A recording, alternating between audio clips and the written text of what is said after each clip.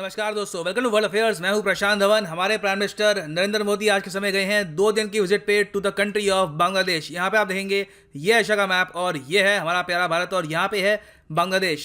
Now इस visit में हमने ये देखा है कि बांग्लादेश के कई हिस्सों में प्रोटेस्ट भी हुए हैं और अब तक ये बताया जा रहा है कि 5 लोगों की मौत हो चुकी है इन प्रोटेस्ट में। 50 से ऊपर लोग जख्मी भी हुए हैं। नाउ ये जो प्रोटेस्टर्स की मौत हुई है यहाँ पर, ऐसा नहीं है कि कोई भगदड़ में मौत हुई है या फिर इंजरी से इनको गोली मारी गई है। एक्चुअली प्रोटेस्टर्स इतनी ज़्यादा इंटेंसिटी से प्रोटेस्ट कर रहे थे, कई जगह प्रोटेस्ट इतने ज़्यादा थे कि यहाँ पे आप देखेंगे कि बांग्लादेश को बॉर्डर गार्ड्स डिप्लॉय करने पड़े after anti Modi protest. Police से पूरी जो ये सिचुएशन है संभल नहीं रही थी, पुलिस को फायरिंग करनी पड़ी है और फायरिंग की वजह से जो यहाँ पर 5 लोग हैं ये मारे गए हैं और सिचुएशन अभी भी बांग्लादेश में कंट्रोल में आई नहीं है। पथराव बहुत ही बड़े स्केल पे हो रहा है। लग रहा है कि लोग तैयारी में आए थे यहाँ पर और लोगों ने यहाँ पर पत्थर ऑलमोस्ट स्टोर करके रखे थे और यहाँ पे आप देखेंगे ये जो स्थिति है बांग्लादेश के कई बड़े शहरों में आपको दिखेगी, including the capital of Bangladesh, Dhaka. और सिचुएशन कितनी सीरियस है ये जानने के लिए आपको ये भी नोटिस करना होगा कि फेसबुक ने ये कहा है कि हमारी सर्विस रिस्ट्रिक्ट कर दी गई है बांग्लादेश में। देखो, प्रॉब्लम यह है कि आज के समय कई ग्रुप्स हैं, फंडामेंटलिस्ट ग्रुप्स इन बांग्लादेश। ये लोग सोशल मीडिया, फेसबुक, व्हाट्सएप और वेरियस और जो ऑनलाइन प्लेटफॉर्म्स हैं उसका यूज़ कर रहे हैं अपना प्रोपेगेंडा फैलाने के लिए और इसलिए फेसबुक ने कई जगह अपनी जो सर्विसेज है ये रोकी है।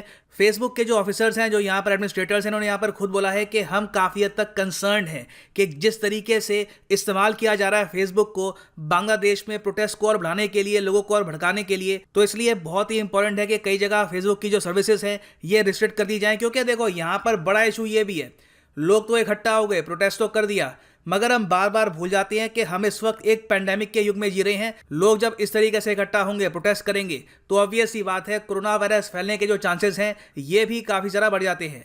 मगर जो फंडामेंटलिस्ट ग्रुप्स हैं बांग्लादेश में, जो ये प्रोटेस्ट करवा रहे हैं, उनको कोई मतलब नहीं है पैंडेमिक से या फिर वैक्सीन से। उनको मेन यहाँ पर ये है अपना जो एजेंडा है वो आगे बढ़ाना है। और ये प्रोटेस्ट करवा कौन रहा है? देखो, प्राइमरली बांग्लादेश में एक बहुत ही बड़ा ग्रुप है हिफाजत-ए-इस्लाम, ट्रांसलेशन आप कह सकते हैं द डिफेंडर्स ऑफ इस्लाम। ये लोग ये प्रोटेस्ट करवा रहे हैं इन बांग्लादेश। ना बांग्लादेश में अभी के लिए आप अगर देखो तो 2 मेन पॉलिटिकल पार्टीज़ हैं। एक पॉलिटिकल पार्टी है अवामी लीग, जिसको आज के समय हेड कर रही है शेख हसीना, जो पीएम है, प्राइम मिनिस्टर है बांग्लादेश की। फिर दूसरी पॉलिटिकल पार्टी है जमात-ए-इस्लामी। इसको रिसेंटली बांग्लादेश के सुप्रीम कोर्ट ने काफ़ी हद तक बैन भी कर दिया था और आज के समय ये इतना ऑपरेट करते नहीं है।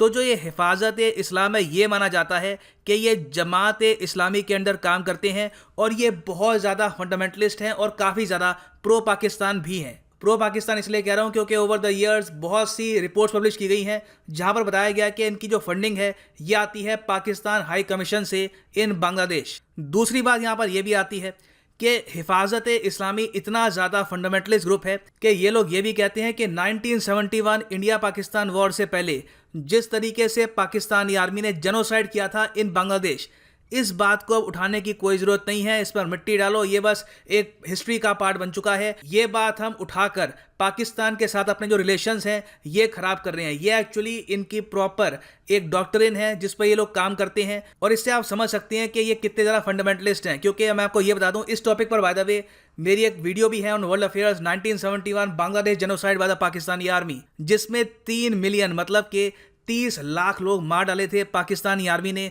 इन बांग्लादेश। तो हिफाजत-ए-इस्लाम ये कहता है कि बांग्लादेश की गवर्नमेंट को यूएन में नहीं जाना चाहिए, ये जो इशू है जेनोसाइड का ये रेस नहीं करना चाहिए। और ऑब्वियस सी बात है पाकिस्तान यही चाहेगा कि जो ये जेनोसाइड का चैप्टर है हिस्ट्री बुक्स में ये कंप्लीटली मिट जाए और जो फ्यूचर जनरेशन है बांग्लादेशी सिटीजन्स की, ये कभी भी ये ना जान पाए कि पाकिस्तानी आर्मी ने किस तरीके से जुल्म किया था इन पर इन 1971 और उससे पहले भी। आप अगर देखो ना, जो हिफाजत-ए-इस्लाम है क्या ये रिसेंटली बनाया गया है? तो इसका आंसर है नहीं। ये बहुत लंबे समय से ऑपरेट कर रहे हैं सिंस 1971। और यहाँ पे आप देखेंगे द गार्डियन का आर्टिकल है, इंटरनेशनल न्यूज़ आउटलेट है, ये यहाँ पर कह रहे हैं अपने 2013 के आर्टिकल में कि बांग्लादेश के रेडिकल मुस्लिम्स आज के समय इकट्ठा हो रहे हैं हिफाजत-ए-इस्लाम के अंडर। तो हिफाजत-ए-इस्लाम जो भी रेडिकल मुस्लिम्स हैं विद इन बांग्लादेश, इनको इकट्ठा करता है। इनका मेन टारगेट यह है कि कैसे भी करके शेख हसीना की जो सरकार है इसको ये गिरा दें। और ये लोग काफ़ी हद तक न्यूज़ में भी रहते हैं। आप जान के हैरान होंगे, जेन्युइनली आप जान के हैरान होंगे कि 2020 में इन लोगों ने प्रोटेस्ट किया एक स्टैचू का।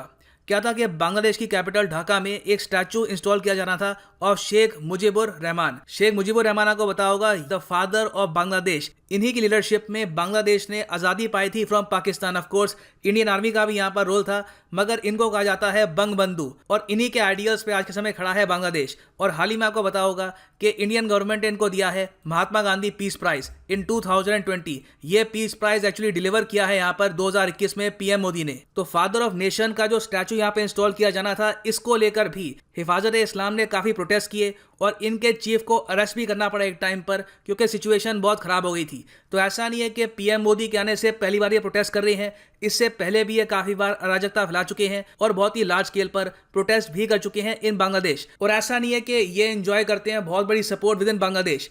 एवरेज बांग्लादेशी सिटीजन काफ़ी मैच्योर है, वो समझता है कि इनका एजेंडा क्या है, इसलिए जो मेजॉरिटी है बांग्लादेश में वो काफ़ी हद तक पीस लविंग है, काफ़ी हद तक पीसफुल है। ये ग्रुप जो आप कह सकते हैं माइनॉरिटी रेडिकल एलिमेंट्स है इन बांग्लादेश, उसको रिप्रेजेंट करता है। सो आप समझ सकते हैं कि आज के समय ये इतना प्रोटेस्ट क्यों कर रहे हैं, क्योंकि पहली बात तो देखो पीएम मोदी यहाँ पर आए हैं बांग्लादेश में। उसके अलावा आने का रीजन क्या है, ये यहाँ पर सेलिब्रेट कर रहे हैं birth centenary of Sheikh Mujibur Rahman. इन्होंने यहाँ पर गांधी पीस प्राइज दिया है शेख मुजीबुर रहमान की बेटी को, और उसके अलावा यहाँ पर ये गोल्डन जुबली भी सेलिब्रेट कर रहे हैं of the independence of Bangladesh. Now एक और बात यहाँ पर यह भी ऐड करनी होगी कि हिफाजत इस्लाम के जो IT सेल हैं, इन्होंने बहुत ही लार्ज स्केल पर प्रोपेगेंडा भी फैलाया है अगेंस्ट पीएम मोदी। प्रोपेगेंडा इस टाइप का है, यहाँ पे आप देखेंगे अल जजीरा का आर्टिकल है, यहाँ पर बांग्लादेश के एक इस्लामिस्ट लीडर कह रहे हैं कि जो इनकी सरकार है नरेंद्र मोदी की, इन्होंने कई लॉज पास किए हैं जिससे मुस्लिम सेकंड क्लास सिटीजन्स बन गए हैं इंडिया में। ना हम सबको पता है, जो बेसिक्स जानता है CAA के बारे में, उसका कोई भी रिलेशन नहीं है इंडियन सिटीजन से। अनफॉर्चुनेट बात यह है कि CAA NRC को लेकर भारत में ही बहुत सारी फेक न्यूज़ फैलाई गई। कई मैं कहूँगा रेप्यूटेबल लोगों ने भी इसके बारे में बहुत ज़्यादा फेक न्यूज़ फैलाई, जो मिनॉरिटी है हमारे देश की उसको काफ़ी हद तक डराया। और यहाँ पे देखो प्रॉब्लम ये है कि आज के समय दुनिया है इंटरकनेक्टेड, इंटरनेट हर जगह है, तो बांग्लादेश के लोग भी ये पढ़ रहे हैं कि इंडिया में लोग क्या बात कर रहे हैं। अब इंडियंस को तो काफ़ी हद तक पता था, ज़्यादातर जो ये विरोध हो रहा है ये ओवरऑल प्रोपेगेंडा का पार्ट है। CAA NRC में कहीं भी इंडियन मुस्लिम की सिटीजनशिप, उनके राइट्स के बारे में कोई मेंशन नहीं है, कोई वहाँ पे इम्पैक्ट उसका होगा नहीं। मगर जो फेक न्यूज़ है ये फैल गई बांग्लादेश में भी, और आज के समय वहाँ पर जो सेमी लिटरेट लोग हैं, जो थोड़ा बहुत जिनको पता है व्हाट्सएप से, टेलीग्राम से, या फिर कोई रैंडम यूट्यूब वीडियो देख ली, वो ये मान के बैठ गए हैं कि इंडिया में जो मुस्लिम्स हैं ये बन गए हैं सेकंड क्लास सिटीजन्स और अत्याचार हो रहा है यहाँ पे, तो इसलिए पीएम मोदी का विरोध करो। तो जो ये प्रोटेस्ट हो रहे हैं इस वक्त इन बांग्लादेश, इसके पीछे कई रीज़न है, मगर इन दी एंड यहाँ पर बांग्लादेश को ये देखना होगा कि क्या ऐसे जो ग्रुप्स हैं इनको ये फैले देंगे इन बांग्लादेश, या कहीं ना कहीं इन पर रोक लगाई जाएगी और कोशिश ये की जाएगी कि इनकी आइडियोलॉजी बांग्लादेश में ना फैले। अभी के लिए बांग्लादेश के जो विदेश मंत्री हैं AK अब्दुल मोमेन, इन्होंने ये कहा है कि जो यहाँ पर प्रोटेस्ट हुए हैं ये एक स्मॉल मिनॉरिटी ने किए हैं। ओवरऑल बांग्लादेश की पब्लिक वेलकम करती है पीएम मोदी को, और जो ये प्रोटेस्टर्स हैं they do not voice the country's people. So ये है end of this video. Thank you for listening and as always God bless you all.